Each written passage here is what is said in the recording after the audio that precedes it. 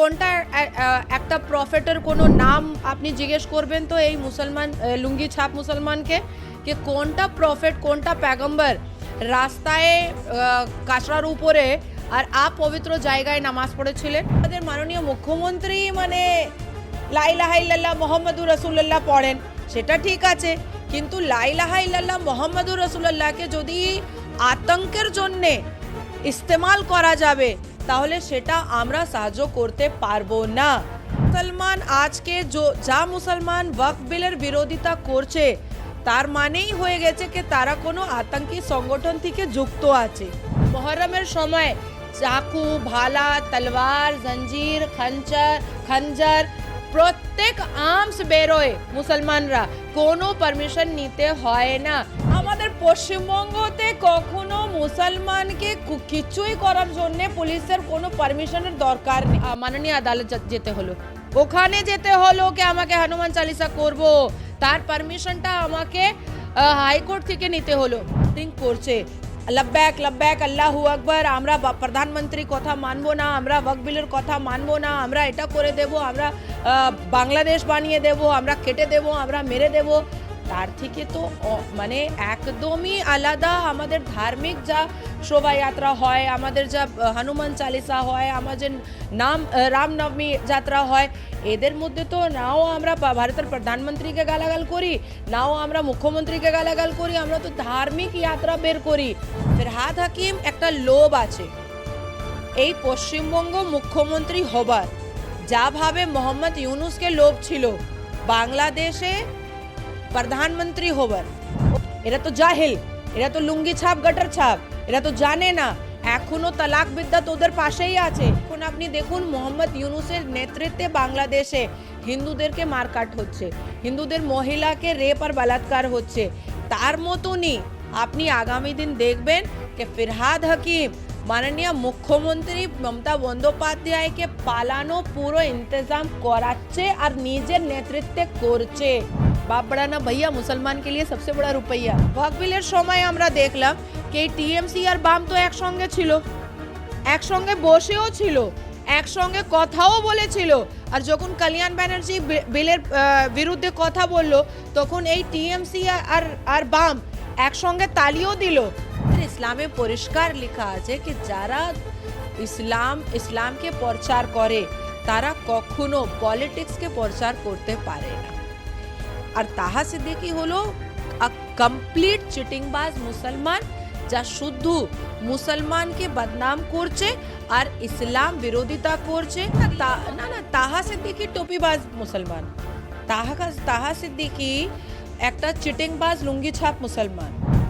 আপনার 57 মুসলিম কান্ট্রিতে এত বড় বড় আয়োজন হয়, কেউ কি তাহা সিদ্দিকীকে ডেকেছে? এনআরসিতে চলে যাবে আর আমরা কানটা খিচে, চুলটা ধরে আর কলারটা ধরে আমরা কাকাকে এখান থেকে সরাবো, সেটাও মমতা বন্দ্যোপাধ্যায়কে মনে রাখতে হবে। কেন আমার বিরোধ ওই মুসলমান করবে যারা চিটিংবাজ, যা পাক্কা মুসলমান, যা কোরআনের উপরে চলে মুসলমান, তারা কখনো আমার বিরোধ করতে পারবে না। গতকাল পাক সার্কাসে সংখ্যালঘু সম্প্রদায়ের বেশ কিছু যুবক তারা ওয়াকফের বিরোধিতায় পথে নেমেছিলেন এবং আমাদেরই একজন প্রতিনিধিকে দেখে তিনি বলেছেন যে শাহবাগ কলকাতাকে বানিয়ে দেবো। আমাদের প্রধানমন্ত্রী যিনি রয়েছেন দেশের, তিনি আমাদেরকে পথে বসে নামাজ পড়তে দিচ্ছে না, সেই জিনিসটা আমরা মেনে নিতে পারবো না। কি বলবে দিদি? প্রধানমন্ত্রী বলেছে যে তুমি রাস্তায় নামাজ পড়ো না, সেটা তো উনি ইসলামের কথা বললেন।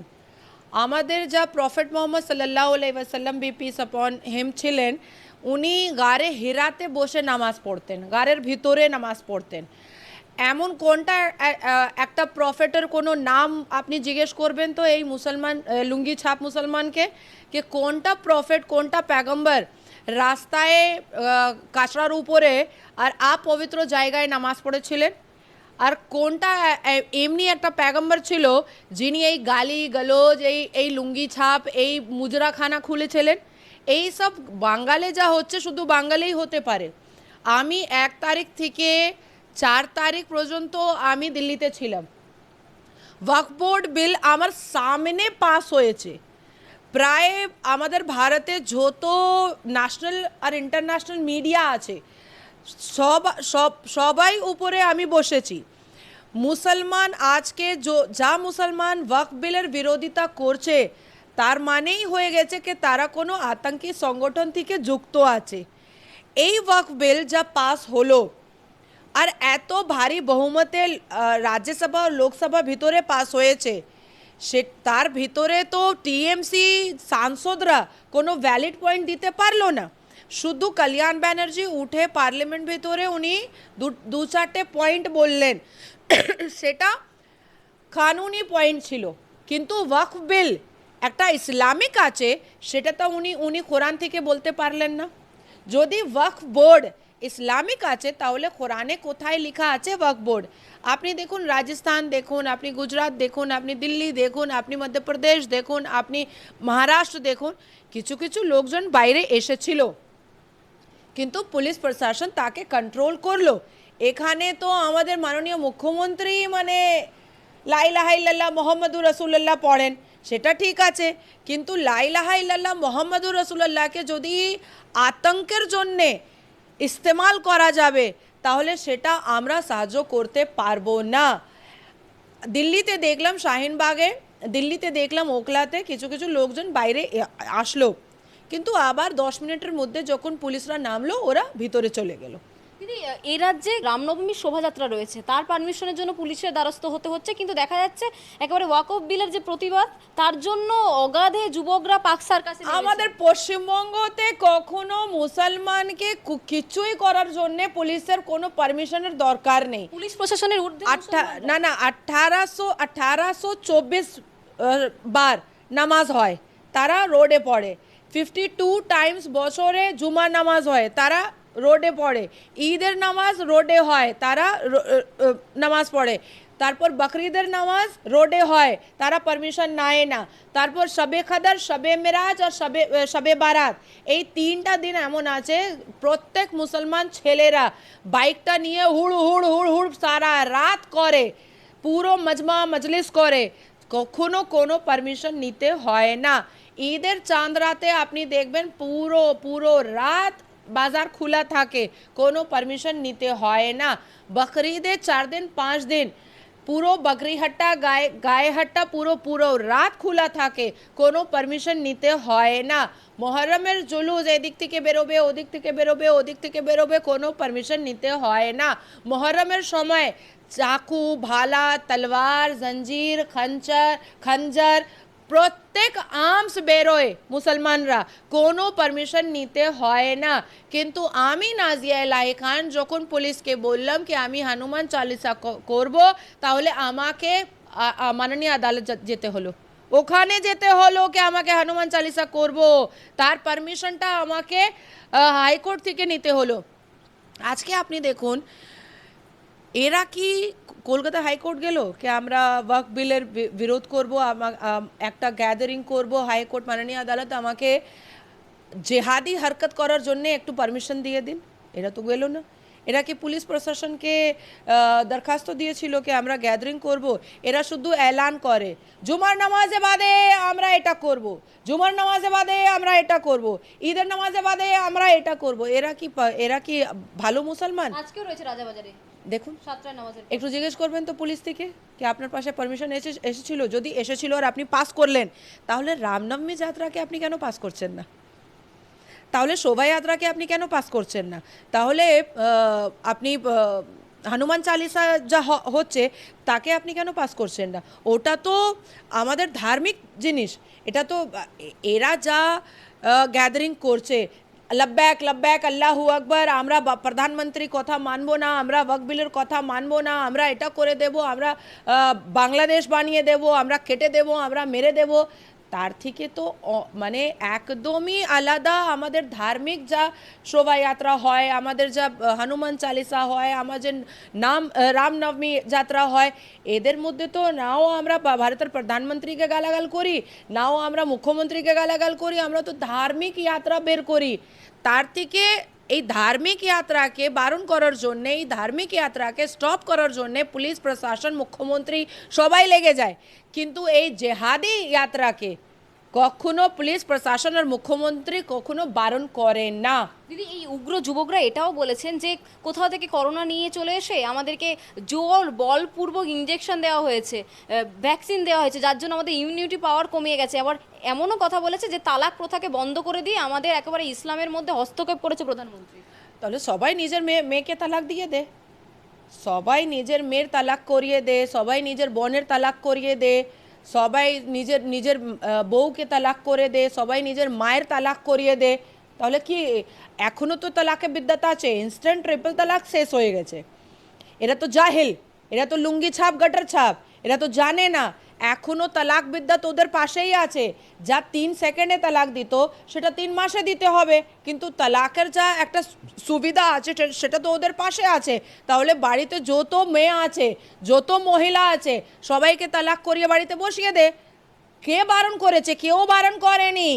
তালাক যার দেবার ইচ্ছা আছে দাও, আমরা কখনো মাঝখানে আসবো না, কিন্তু ইনস্ট্যান্ট ট্রিপল তালাক যদি কেউ করবে আমরা আইনি ব্যবস্থা নেব। দ্বিতীয় কথা, আমাদের মুখ্যমন্ত্রী বাংলাদেশে যখন জামাতে ইসলামী, জৈশে মোহাম্মদ, হেফাজতুল ইসলাম, হরকতুল ইসলাম এই টেররিজম অর্গানাইজেশন যখন ওখানে জিহাদ করলো একটা ছাত্র প্রদর্শন নিয়ে, তখন আমাদের মাননীয় মুখ্যমন্ত্রী বলেছিলেন कि যদি কেউ ছাত্র এখানে আসার ইচ্ছুক আছে তাহলে আসতে পারে। যা হয়েছে বাংলাদেশে ওই 2.0 বাঙালে হচ্ছে, কিন্তু আমার অনেক গ্রিফ আছে আর কনসার্ন আছে যে এখন পর্যন্ত আমাদের মাননীয় মুখ্যমন্ত্রী ব্রাহ্মণ আছেন। এই যখন জেহাদ করবে, শেখ হাসিনা মুসলমান ছিল, তাকে তো পালাতে হলো, ইনি তো হিন্দু আছেন, ইনি কোথায় পালাবেন? কোন দেশে পালাবেন? সেই সময় কি চলে এসেছে? হ্যাঁ হ্যাঁ, আপনি দেখবেন এই পুরো স্ট্র্যাটেজি ভালো করে এটা মানুষকে শুনতে হবে। এই পুরো স্ট্র্যাটেজি, জেহাদি স্ট্র্যাটেজি ফরহাদ হাকিম করছে। ফরহাদ হাকিম একটা লোভ আছে এই পশ্চিমবঙ্গ মুখ্যমন্ত্রী হবার, যাভাবে মোহাম্মদ ইউনুসকে লোভ ছিল বাংলাদেশে প্রধানমন্ত্রী হবার। ও পুরো একটা মুখ হয়ে সবাই টেররিজম অর্গানাইজেশনকে সাপোর্ট করলো। টেররিজম অর্গানাইজেশন শেখ হাসিনাকে পালিয়ে, শেখ হাসিনাকে একদম শেষ করে মোহাম্মদ ইউনুসকে বসিয়ে দিল। এখন আপনি দেখুন মোহাম্মদ ইউনুসের নেতৃত্বে বাংলাদেশে হিন্দুদেরকে মারকাট হচ্ছে, হিন্দুদের মহিলাকে রেপ আর বলাৎকার হচ্ছে। তার মতনই আপনি আগামী দিন দেখবেন कि ফরহাদ হাকিম মাননীয় মুখ্যমন্ত্রী মমতা বন্দ্যোপাধ্যায়কে পালানো পুরো ইন্তজাম করাচ্ছে আর নিজের নেতৃত্বে করছে। আর ফরহাদ হাকিম নিজের এখানে মুখ্যমন্ত্রী হয়ে বসবে। যদি ফরহাদ হাকিম সংবিধান আর মাননীয় মুখ্যমন্ত্রীকে মানত, তাহলে ফরহাদ হাকিম কেন 2021-এ বলতো कि এটা মিনি পাকিস্তান?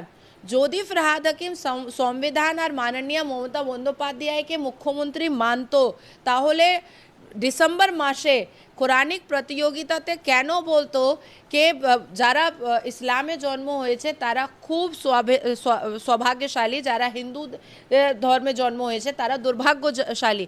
যদি ফরহাদ হাকিম সাংবিধানিক থাকতো আর নিজের মুখ্যমন্ত্রীকে মমতা বন্দ্যোপাধ্যায়কে মুখ্যমন্ত্রী মানত, তাহলে কেন বক্তব্য দিল জানুয়ারি মাসে যে আমরা সব জায়গা ইসলাম করে দেব?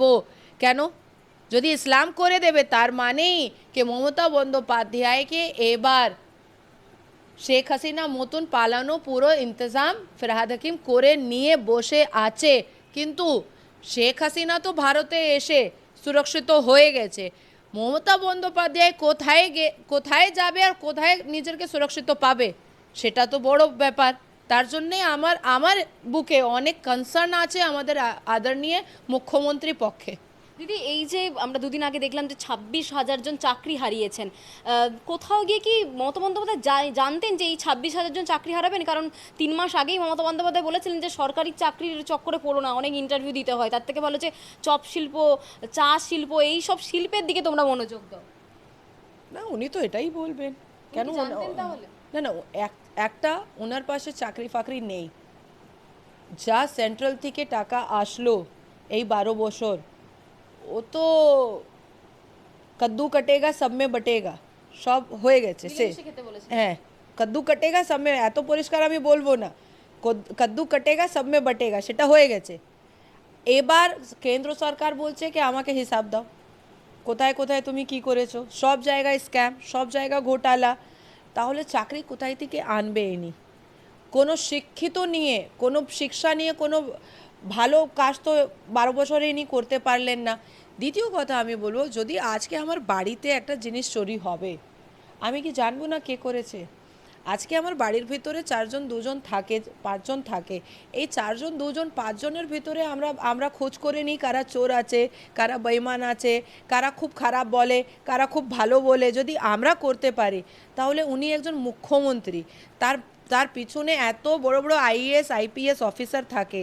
তারা ওনার পাশে কন্টেন্ট রাইটার থাকে ওনাকে মাথার দেবার জন্য এত বড় বড় ইন্টেলিজেন্ট অফিসার থাকে ওকে জানেন না कि 26,000 চাকরি চলে যাবে উনি ব্যস্ত রাজ্য নিয়ে এত ব্যস্ত কি নিজের রাজ্যর কাজই উনি জানতে পারলেন না প্রতিভাও তো রয়েছে না উনি নিজের প্রেস কনফারেন্সে একটা প্রাক্তন জাস্টিসকে উনি ডাঙ্গুলি বাঙ্গুলি বলার ওনার মনে থাকলো কিন্তু মানুষের এই রাজ্যর ভোটারের এই রাজ্যতে যারা যারা চাকরি পেয়েছিল তারা 26,000 মানুষরা চাকরি হারিয়ে গেল সেটা উনি জানতেন না উনি ডাঙ্গুলি গাঙ্গুলি বলার ওনার মনে ছিল এই নেতাজি ইন্ডোর স্টেডিয়ামে উনি আমাকে গালাগাল করতে পারলেন কি একটা মুসলমান মহিলা আছে আমার মতন নামাজ পড়বে আমাকে দেখাচ্ছে কি ও নামাজ পড়তে জানে ও আমার কথা মনে আছে গাঙ্গুলি ডাঙ্গুলি মনে আছে কিন্তু সাধারণ মানুষের 26,000 চাকরি মনে নেই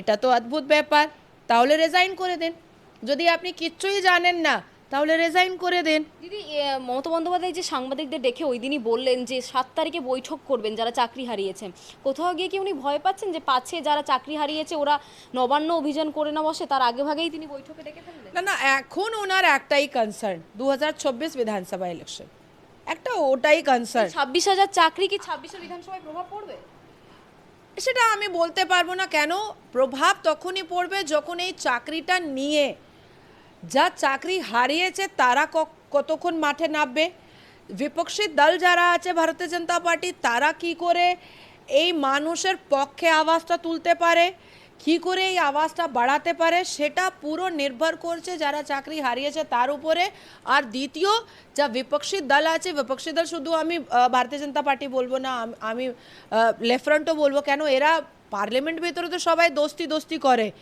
এই পশ্চিমবঙ্গ চলে আসে তখন কংগ্রেস বাম আর আপনার টিএমসি এই 3 জন কুস্তি করে ওখানে দোস্তি এখানে কুস্তি আমাদের প্রিয় মুখ্যমন্ত্রী মমতা বন্দ্যোপাধ্যায় ঈদের নামাজে বলে দিনে রাম বাম মিলে এইসব করছে কিন্তু আমরা যখন এই ওয়াকবিলের সময় আমরা দেখলাম কি এই টিএমসি আর বাম তো একসঙ্গে ছিল একসঙ্গে বসেও ছিল একসঙ্গে কথাও বলেছিল আর যখন কল্যাণ ব্যানার্জি বিলের বিরুদ্ধে কথা বলল তখন এই টিএমসি আর বাম একসঙ্গে তালিও দিল তাহলে টিএমসি আর বাম তো একসঙ্গে আছে কিন্তু এখানে এসে কুস্তি হয়ে যায় এটা বিপক্ষী দল কী করে তুলতে পারবে সেটা ব্যাপার আর আমার মনে হচ্ছে মমতা বন্দ্যোপাধ্যায়কে এবার উত্তর দিতে হবে এই যা গায়ে দুধ দেয় তার লাত খেতে হয় শুধু মুসলমান ভোটকে নিয়ে উনি সরকার নিশ্চয়ই আগামী 2026ও বানাতে পারেন এখন কোয়েশ্চেন মার্ক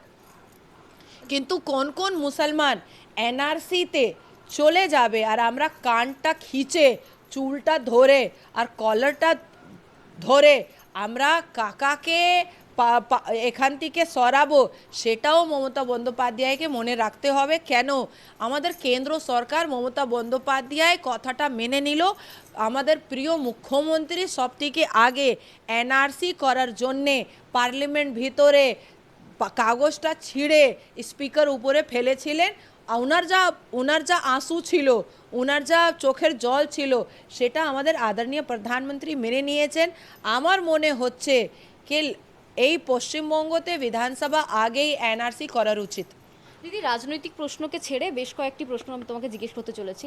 বেশ কয়েক বছর আগে তহা সিদ্দিকী তিনি বলেছিলেন যে কাউকে সাপে কামড়ালে কিংবা কারোর মাথায় কোনো রকমভাবে কিছু রকম প্রবলেম হলে মানসিক রোগীদেরকে আমার কাছে নিয়ে আসতে, আমার থুতু দিলেই তারা সেরে যাবে। সংখ্যালঘুদের যে ইসলাম রয়েছে, তুমিও তো সেই সম্প্রদায়ের, কোথাও গিয়ে কি এরকম লেখা রয়েছে এই ধরনের না না না না, তাহা সিদ্দিকি টোপিবাজ মুসলমান। তাহা সিদ্দিকি একটা চিটিংবাজ লুঙ্গি ছাপ মুসলমান। ও তো আশিক্ষিত জাহিল জাপট। তাহা সিদ্দিকি হলো একটা আওয়ারা আব্দুল্লাহ। তাহা সিদ্দিকি কোনো গুরুত্ব তো নেই। আপনি তাহা সিদ্দিকিকে কোনো ভারতের কোনো বড় মানে মুসলমানের মঞ্চে আপনি দেখলেন? মমতা বন্দ্যোপাধ্যায় ঘনিষ্ঠ। মমতা বন্দ্যোপাধ্যায় ঘনিষ্ঠ এই ধরনের লোকই হতে পারে। এখন ওয়াকফ বোর্ড বিরোধিতা নিয়ে অল ইন্ডিয়া মুসলিম পার্সোনাল ল বোর্ড যন্তর মন্তরতে এত বড় প্রোগ্রাম করলো, যার জায়গাতে 2000 মুসলমান আসলো। তাহা সিদ্দিকি ছিল? তাহা সিদ্দিকি ছিল? ওর কোনো গুরুত্ব ছিল? ওকে কেউ ডেকেছিল? আরবতে, পাকিস্তানে, আপনার 57 মুসলিম কান্ট্রিতে এত বড় বড় আয়োজন হয়, কেউ কি তাহা সিদ্দিকিকে ডেকেছে? এই তো নভেম্বর মাসে আমি আবুধাবিতে গেলাম, দুবাইতে গেলাম, ইসলামিক মজলিসে আমি বসে নিজের বক্তব্য রেখেছি। কিন্তু আমি তো লুঙ্গি পরে আর মাথায় ওড়না দিয়ে আমাকে 2 টাকা দিয়ে দাও, আমাকে 4 টাকা দিয়ে দাও, মাগো আমাকে দিয়ে দাও, সেটা তো আমি করছি না। কেন করব? ইসলামকে বিক্রি করব? একটা আরও কথা আপনাকে বলে দিচ্ছি, তাহা সিদ্দিকি যা করছে সেটা গটার ছাপ কাজ তো করছেই, কিন্তু ইসলামের খেলাফ করছে, ইসলামকে বদনাম করছে। আমাদের আল কোরআনে পরিষ্কার লেখা আছে কি কোনো মাজার মানা যাবে না। আমাদের প্রফেট মোহাম্মদ পরিষ্কার বললেন कि যারা মাজার যাবে তাকে জান্নাত নসিব হবে না। আর তাহা সিদ্দিকি কে আছে? মাজারি বাবা তো আছে। ও তো মাজারটা নিয়ে বসে আছে, ওর ধান্দা, ওর কারোবার, ওর বিজনেস। ও যখন হাউ হাউ করে বলে তখন মমতা বন্দ্যোপাধ্যায় কিছু টাকা দিয়ে দেয়। ও টাকার জন্যই তো করছে। তাহা সিদ্দিকি বাড়িতে কত লোক বিজনেসম্যান আছে, তাহা সিদ্দিকি বাড়িতে কত লোক চাকরি করে, তাহা সিদ্দিকি বাড়িতে কত লোক শিক্ষিত আছে, যা এত বিরাট তাজমহল বানিয়ে বসে আছে ফুরফুরা শরীফতে। এত টাকা কোথায় থেকে আসছে? এত গাড়ি, সাফারি গাড়ি, জিপ গাড়ি, ইনোভা গাড়ি, তারপর স্করপিও গাড়ি। আপনি যখন ওর বাড়িতে ঢুকবেন, ওর বাংলোতে ঢুকবেন, আপনি দেখবেন বাইরে আঙ্গন মানে বিরাট আঙ্গন, ময়দানের মতন আঙ্গন। ওখানে প্রায় 14-15 গাড়ি থাকে। এই টাকাটা কোথায় থেকে আসে? জনগণের টাকা। আর কি আর কি দিদি, একটা জনপ্রতিনিধি হিসেবে যাকে এতজন অনুসরণ করছে ইসলাম ধর্মে যারা রয়েছে, তিনি এই ধরনের ইসলাম ধর্মে যা থাকে, যা ইসলামকে পালন করে, যা অরিজিনাল খারি থাকে, মুফতি থাকে, ইমাম থাকে, ওরা কখনো পলিটিক্যাল ইনভলভমেন্ট করবে না। আমাদের ইসলামে পরিষ্কার লেখা আছে কি যারা ইসলামকে প্রচার করে তারা কখনো পলিটিক্সকে প্রচার করতে পারে না। আর তাহা সিদ্দিকি হলো কমপ্লিট চিটিংবাজ মুসলমান, যা শুদ্ধ মুসলমানকে বদনাম করছে আর ইসলাম বিরোধিতা করছে আর ইসলামকে একটা খারাপ ছবি দেবার চেষ্টা করছে টাকার লোভে। আরেকটা প্রশ্ন করতে চাইছি, নাজিয়া ইলাহি খানের বিরুদ্ধে অনেক অভিযোগ রয়েছে, যারা সংখ্যালঘু রয়েছে এই রাজ্যের, শাসক শিবির হোক সেটা বা অন্য কোনো রাজনৈতিক দলের সাথে যারা যুক্ত রয়েছে, যে আপনি কোথাও গিয়ে নাকি ইসলামকে বদনাম করছেন, অভিযোগ তো রয়েছে নাজিয়া ইলাহি খানের বিরুদ্ধে। কিভাবে দেখেন? আজকে আমি প্রায় আপনাকে 7-8টা কথা কোরআনের ভিতর থেকে বললাম, এটা কি বদনাম করলাম? কিন্তু অনেকের তো গায়ে জ্বালা ধরে এই কথাগুলোতে। কেন? আমি তো তাহা সিদ্দিকি কথাটা নিয়ে যা আমি বললাম কি আমাদের আল কোরআনে পরিষ্কার লেখা আছে, প্রফেট মোহাম্মদ বলেছেন, আল্লাহ সুবহান বলেছে, আর আমাদের 30 পারাতে লেখা আছে কি যারা মাজার পরস্তি করবে তারা কখনো জান্নাত যাবে না। এটা ইসলামে লেখা আছে। এই যা আমি বললাম, যা ভালো মুসলমান থাকবে সেটা বলবে ভালো কথা বললেন, কিন্তু তাহা সিদ্দিকিকে তো গায়ে লাগবে, ওর ইনকাম বন্ধ হয়ে যাবে। বাপ বড়া না भैया, মুসলমান के लिए सबसे बड़ा रुपया। এবার আপনি ভাবুন যে যারা আমাদের পশ্চিমবঙ্গতে মুসলমান ওবিসি সার্টিফিকেট নিচ্ছে, কোন প্রফেট আমাদের আদার ব্যাকওয়ার্ড কাস্ট ছিল? আমাদের কোন প্রফেট শিডিউল কাস্ট ছিল? আমাদের কোন প্রফেট শিডিউল ট্রাইব ছিল? একটাও নেই। যদি এই প্রশ্ন আপনি করবেন কি আপনার কোন প্রফেট ওবিসি ছিল আপনাকে চড় মেরে দেবে, কি আপনি কি করে আপনি বললেন কি আমাদের প্রফেট আদার ব্যাকওয়ার্ড কাস্ট ছিল? যদি তোমাদের কোনো প্রফেট আদার ব্যাকওয়ার্ড কাস্ট ছিলই না, তাহলে তোমরা ওবিসি সার্টিফিকেট কেন নিচ্ছ? কেন নিচ্ছ? আর যদি নিচ্ছ, তার মানে তোমাদের যা অ্যানসেস্টার আছে তারা হিন্দু ছিল। শেষ। দেখুন, বিরোধ আমার বিরোধ ওই মুসলমান করবে যারা চিটিংবাজ, যা পাক্কা মুসলমান, যা কোরআনের উপরে চলে মুসলমান, তারা কখনো আমার বিরোধ করতে পারবে না। না, একদমই নেই, একদমই নেই। ও যদি ওর ক্ষমতা আছে আমার পাশে বসে যাক, আমি 5টা ইসলামের কোয়েশ্চেন করব, একটাও দিতে পারবে না, এটা আমি চ্যালেঞ্জ করছি, একটাও দিতে পারবে না। আমাদের আল কোরআনে কত আয়াত আছে, কত সূরা আছে, কত হুরফ আছে ওটা জানে না। ও শুধু টুপি পরিয়ে সবাইকে টুপি পরানোর কাজ করছে। বাংলা হান্টের আরো খবর দেখতে নজর রাখুন। বাংলা খবর মানেই বাংলা হান্ট।